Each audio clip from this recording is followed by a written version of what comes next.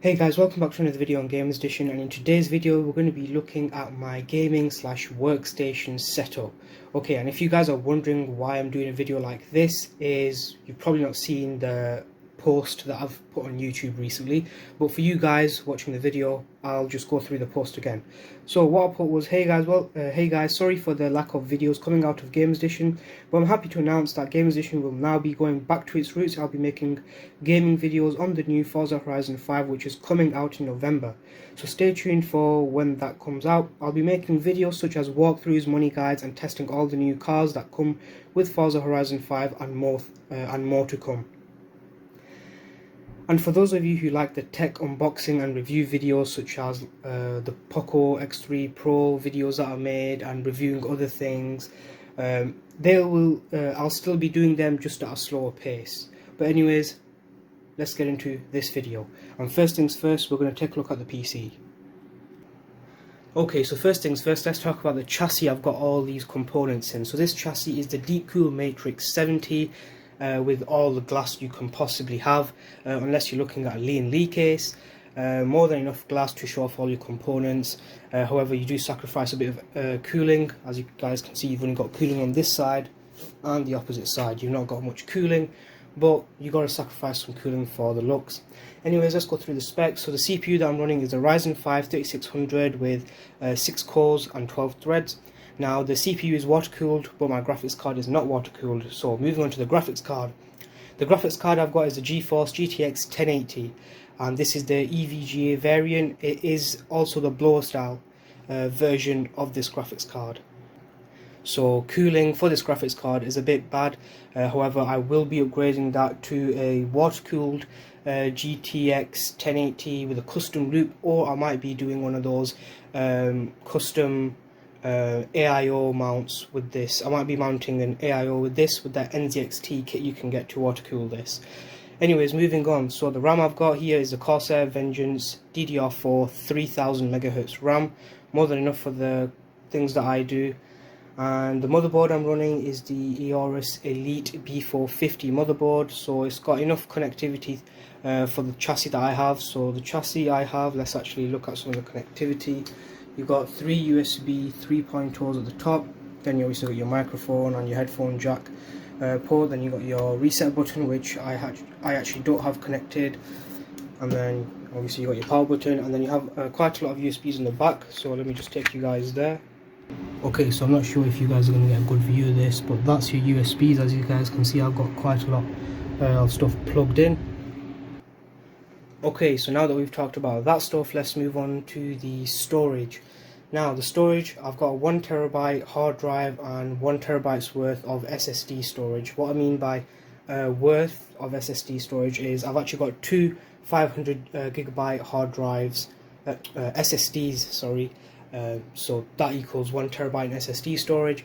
And if you guys are wondering what fans I'm running in this chassis, they are the Up Here fans, and they're from Amazon. I'm not going to tell you guys the price, because if this video does get a lot of views, I don't want these fans sold out and then the price goes higher. They are really good fans for how much they cost. You get 6 in a pack. And if you're wondering what cooler I'm running, what water cooler I'm running for the CPU, it's the Golden Field AIO water cooler. And if you're also wondering where I've got the custom cables from, so as you guys can see, I've got a custom cable for the 24 pin and for the 8-pin connector for the graphics card.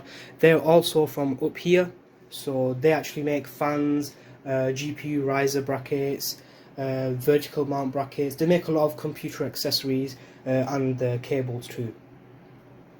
Okay, so now let's move on to the peripherals I have on my setup. So let's go here. Okay, so as you guys can see, this is the SteelSeries Rival 5 gaming keyboard, and that is the Rival 3 gaming mouse. Now, this keyboard and mouse I actually bought as a bundle for quite a lot of money.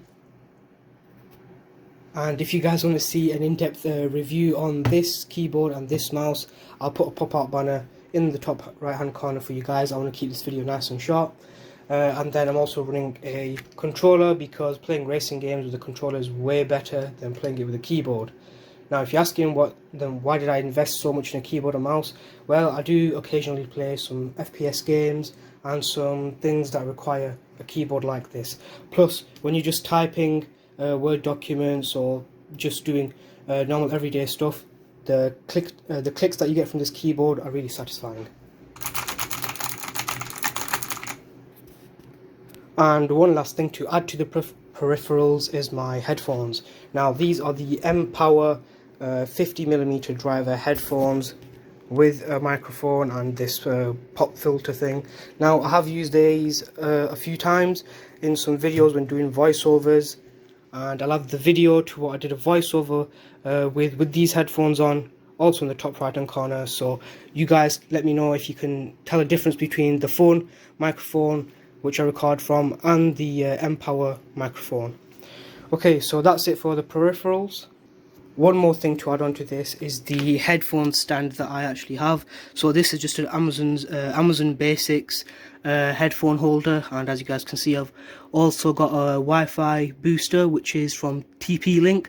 Really good Wi-Fi booster, highly recommend it. You can also get 5G internet with this too. It's a 5G booster as well as a 2.4 GHz booster as well.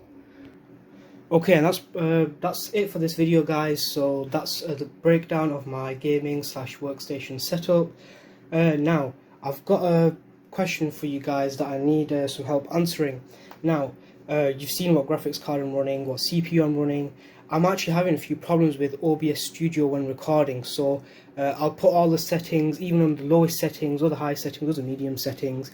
I'll be recording some gameplay. However, when I look back at the gameplay footage from OBS, even after I've done that remix thing, it's really what would be the correct term? It's really blocky. It's like it was filmed.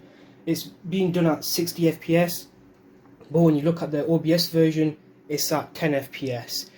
So if you guys know how to fix that, if there's some rendering thing I need to do or anything like that, let me know in the comment section down below.